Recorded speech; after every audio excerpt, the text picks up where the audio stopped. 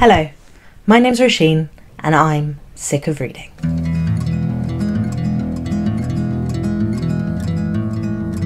Hello friends, I am back with another top 10 video. I've been really enjoying filming this kind of video recently and recommending you lots of different books in lots of different categories.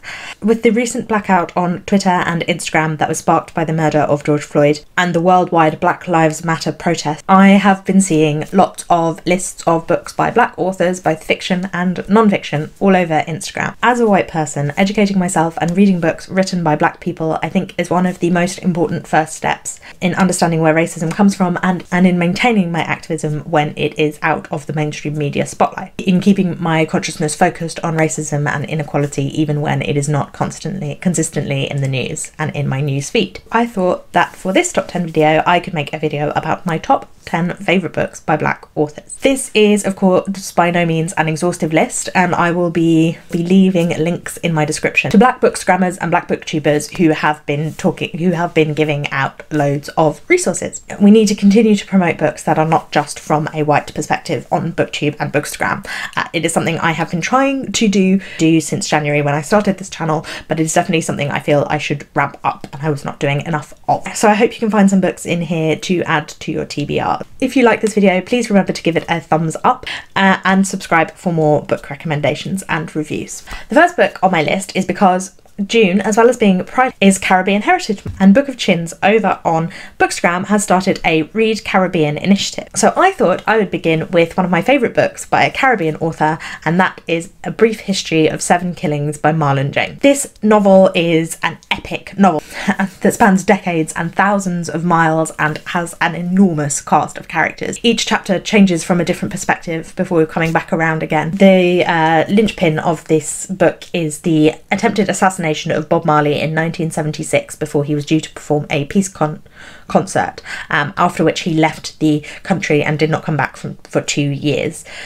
But Marley is not the centre of this novel at all. In fact, he's never mentioned. He is referred to as the singer throughout. It begins in Kingston in the 1970s and covers drug kingpins and politicians, boys dealing drugs on the street, journalists and even ghosts, and it goes through the 1980s in Florida and in New York during the crack wars, and back to Jamaica in the 1990s. That is very different from where it was before.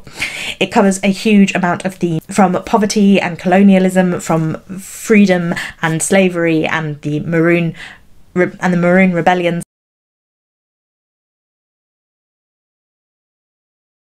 and how history circles back on itself in this near mythical epic. It took me a couple of attempts to get into this novel because it is unrelenting.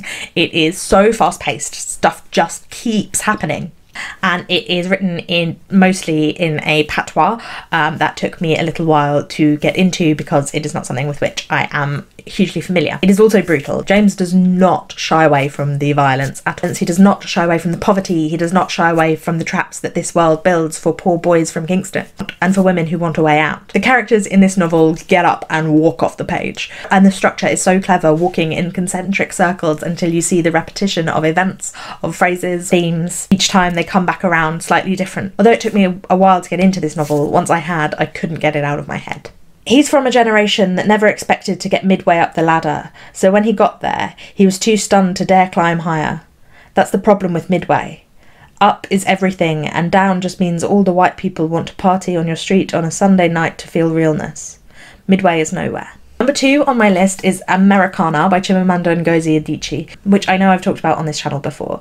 Americanah is the Nigerian word for a Nigerian person who has gone to live in the US and then come back to Nigeria. Novel is a love story between Ifemelu and Obinze. They meet in military-ruled Nigeria and both want to get out and see the world. Beautiful, strong, fun Ifemelu ends up in America studying at university, where despite her academic success, she's forced to grapple with the idea of what it means to be black, because she wasn't black in Nigeria. She writes a blog about the experience of racism from the perspective of a non-American black. That blog is funny and so well written. In fact, Chimamanda Ngozi Adichie read on her Instagram IGTV recently one of the posts from that Ifemelu had written in the novel, and I will link that in the description below because it is so relevant. Obinze cannot get to America after 9/11 because of the closing of the borders and ends up undocumented in London. 15 years later, they reunite in newly democratic Nigeria and reignite their passion for each other and for Nigeria. I talked about Ifemelu in my favourite women in fiction video, which I will leave in the cards up there. She is incredibly funny. I love the way that she writes. She has a sort of wry, sarcastic sense of humour. She also is strong. Chimamanda Ngozie Adichie has talked about white women's need to be liked by everyone, and that something that she wanted to write in Ifemelu was why are women in America like this? It doesn't make any sense. It's not a hang-up that Ifemelu has, and I really like that about her. She does make a lot of mistakes and do things that are wrong, but that doesn't make her a bad character.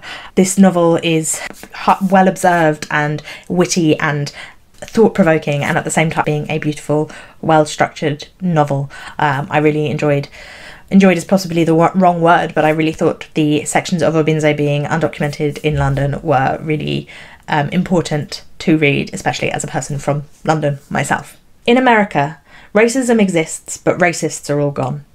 Racists belong to the past. Racists are the thin-lipped, mean white people in the movies about the civil rights era. Here's the thing. The manifestation of racism has changed, but the language has not. So if you haven't lynched somebody, then you can't be called racist. If you're not a blood-sucking monster, then you can't be called racist. Somebody has to be able to say that racists are not monsters. Next one is The Girl with the Loudoun Voice by Abbi. I read this in a vlog recently, so I will leave that in the cards up above. This is about Aduni, a 14-year-old Nigerian girl who wants an education. Her mother told her that an education was the most important thing that she needed in order to get her voice heard in the world, to get a Loudoun voice. But when her mother dies, she is sold to a man as his wife because her family need the money, and he wants her to produce sons for him. There ends up being a tragedy in that household, and she runs away to Lagos and is sold again into domestic servitude. But while misfortunes may muffle her voice for some time, they cannot mute it, and she still strives for an education. She teaches herself, and she realises that she must speak for the other girls who have been in her position as well. This novel was hard to read. There's a lot of terrible things that happen, but it is also a incredibly beautiful, well-written novel. Aduni is a lovable character. She's so endearing, and she has so much joy and life and resilience despite the terrible things that have happened and do happen to her in this novel. I like the way the novel spoke about sexism and the way that sexism and patriarchy in Nigeria affect women, even the rich women who are powerful business women but won't be taken seriously unless they have a husband, down to Aduni and all of the horrors that she experiences, and the women who cannot have children, which is their role as women, what happens to them.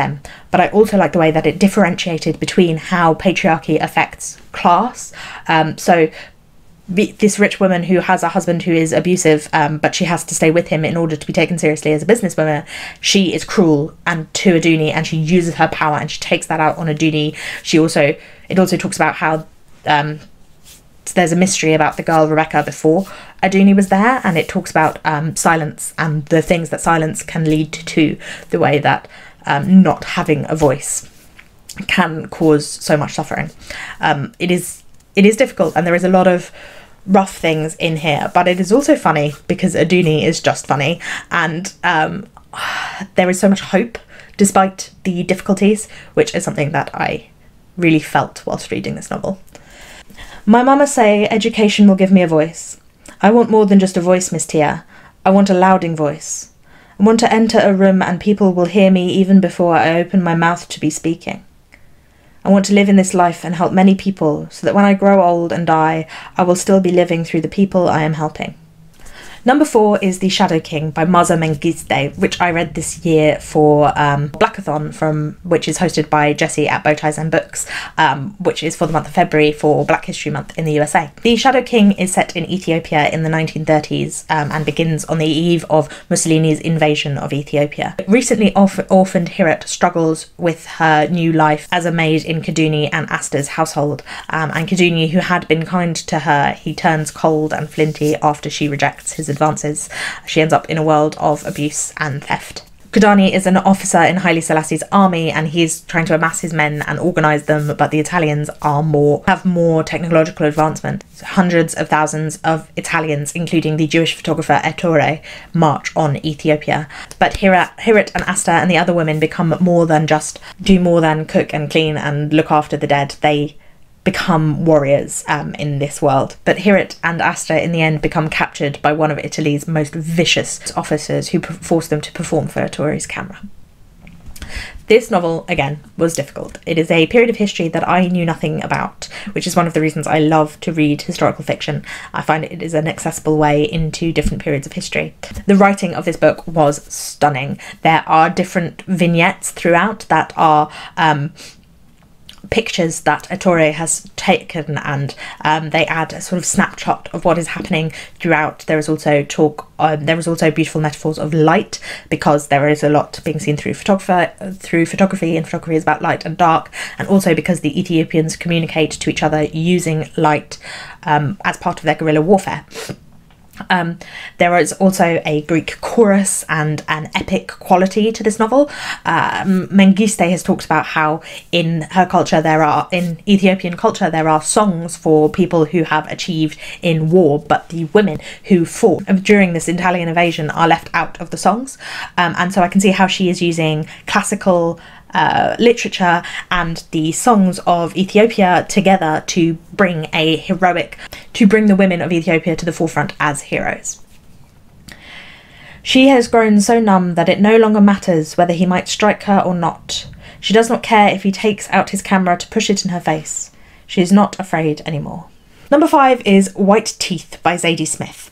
This is another epic novel about family that stretches across generations. It begins with a unlikely friendship between Archie Jones and Samad Iqbal, who were together during the war, and they are tied together by something that happened in the Second World War that we don't know what it is. We join them in the 1970s in England, where Archie has just become married to a 19-year-old Jamaican woman who is half his age and seems to give Archie a new lease on life. And they have a child called Irie, who is not quite as chill as her name would suggest. Samad also gets married to a woman much younger than him, because it is an arranged marriage to a woman who was not yet born when they were betrothed. And they have twin sons who go down separate paths. It is set in North London, very specifically. Very much the culture of North London that is part of the book.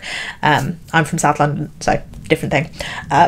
It's such a rich novel that you fall completely into the world. So many strange things keep happening. It is a commentary on modern Britain, really. It deals with friendship, love, war, different cultures.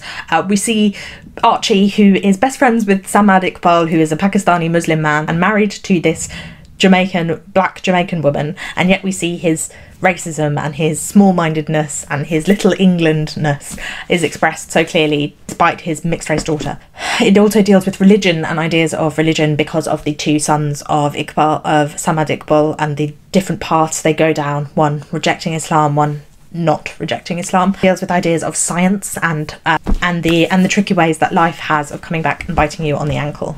I love the characters in this novel. Again, they are so rich and there's so much going on.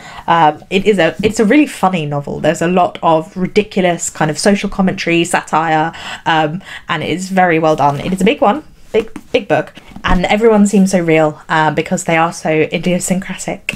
And despite the length of it, you will finish it very quickly. It's definitely a world you can get lost into, but one that feels so real and recognisable, especially if you live in London. These days, it feels to me like you make a devil's pact when you walk into this country. You hand over your passport at the check-in. You get stamped. You want to make a little money, get yourself started, but you mean to go back. Who would want to stay? Cold, wet, miserable, terrible food, dreadful newspapers. Who would want to stay? In a place where you're never welcomed, only tolerated. Just tolerated, like you're an animal finally house-trained. Another book that I read for Blackathon this year is Heavy by Kiese Laymon, or Kiese Laymon. I've heard it pronounced both ways.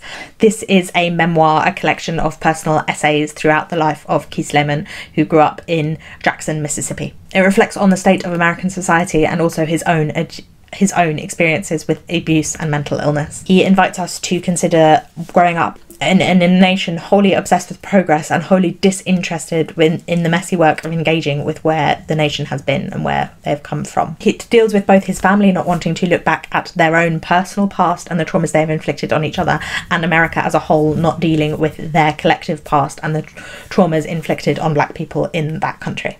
It charts his relationships with his mother and his grandmother, with anorexia, gambling, drinking, abuse, being a young college professor, and the academic world and the way the academic world treats black professors. It is a short but intense book. This memoir is beautiful. It is so well written.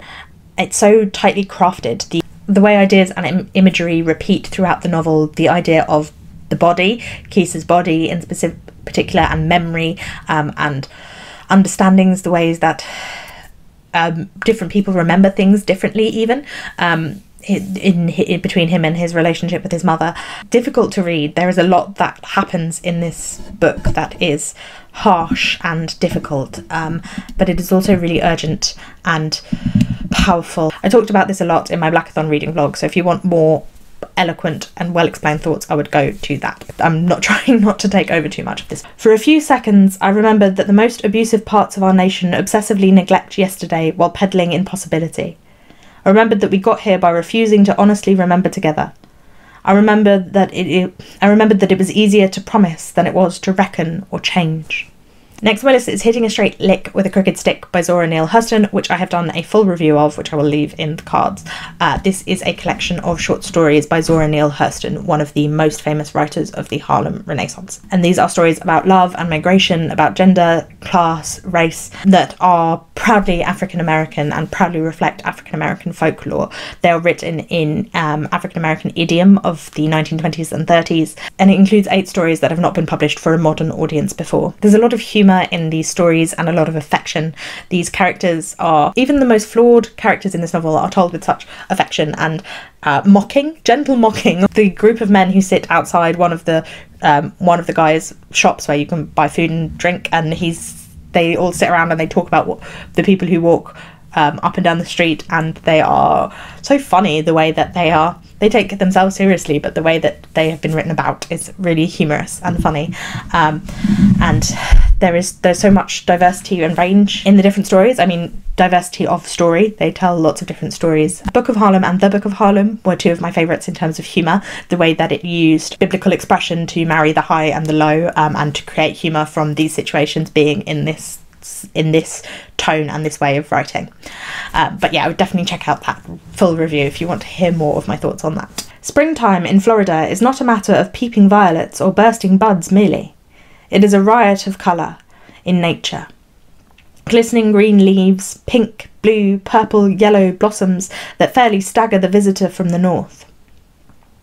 The miles of hyacinths are like an undulating carpet on the surface of the river and divide reluctantly when the slow-moving alligators push their way log-like across. The nights are white nights as the moon shines with dazzling splendour, or in the absence of that goddess, the soft darkness creeps down laden with innumerable scents, the heavy fragrance of magnolias mingled with the delicate sweetness of jasmine and wild roses. Number 7 on my list is Sister Outsider by Audre Lorde. This is a collection of 15 essays written between 1976 and 1984 and gives a voice to a full range of Lorde's work. They deal with Lorde's deep-seated and long-standing concerns, increasing empowerment among minority women writers, and difference according to sex, race and economic status. I found this collection of essays to be really, like, they lit a fire within me in a way. They were so urgent and still relevant today. I find that when I read a lot of feminist writing, even from like the early 2000s, it feels really dated. Lorde's work has not dated in regards to gender or in regards to race. I feel like she is still someone who you can read now and learn and get a lot from her writing. A lot of either recognition or of new ideas that you haven't considered before. She writes with so much openness and in a way that feels really accessible if you are not an academic, but also at the same time there is so much that is still difficult, that has still not been grasped. I think that's the reason that a lot of feminist works can date, is because what they were talking about then has moved on in a way, or because they were incredibly transphobic and we don't agree with that anymore. But There is a lot to Lorde's work that still feels so urgent, especially her writings about bringing up black boys. I thought that that was a really interesting essay. Guilt is not a response to anger. It is a response to one's own actions or lack of action. If it leads to change, then it can be useful, since it is then no longer guilt but the beginning of knowledge. Yet all too often, guilt is just another name for impotence, for defensiveness, destructive of communication. It becomes a device to protect ignorance and the continuation of things the way they are, the ultimate protection for changelessness. So the last two books on this list I read really recently, like this week recently, but I wanted to include them anyway because I found them both so powerful, but also because they're both written by queer writers. And as it is Pride Month, I wanted to include a couple of queer black writers, which also includes Audre Lorde. Number 9 on my list is Freedom is a Constant Struggle by Angela Y. Davis. Angela Davis is probably one of the most famous black activists and writers. This is a collection of essays and interviews and speeches from 2013 to 2015 about mass incarceration, police brutality, Ferguson, Palestine, divest boycott and sanctions of Israel movement, and of G4S, which is the third largest company in the world, and they build prisons. It illustrates struggles between state violence and oppression around the world and about the need to be international in our understanding. It talks about the importance of black feminism in a lot of movements, about black feminism during the civil rights movement, and about how we shouldn't be focusing on individual leaders, individual charismatic leaders, for although those people did good things, it is actually a movement as a collective that is the agent for change. She highlights connections between civil rights movement, apartheid, Palestine and Ferguson. She challenged us to build a movement for collective human liberation. This collection of essays is incredibly accessible. A lot of them were speeches to a more general public rather than being scholarly, and I think that that is part of what makes them so accessible. And I listened to the audiobook, which Angela Davis read herself, which I think was a really great experience, and I would recommend you to do if you have access to it. Davis writes so clearly, and I really enjoyed reading the aspects of her biography as well that she wrote in this book. I feel that if we don't take the ways in which racism is embedded in structures of institutions, if we assume that there must be an identifiable racist who is the perpetrator, then we won't ever succeed in eradicating racism.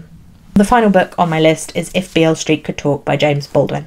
James Baldwin is a writer that I had been meaning to read for a long time after seeing the Uriel Peck documentary about him.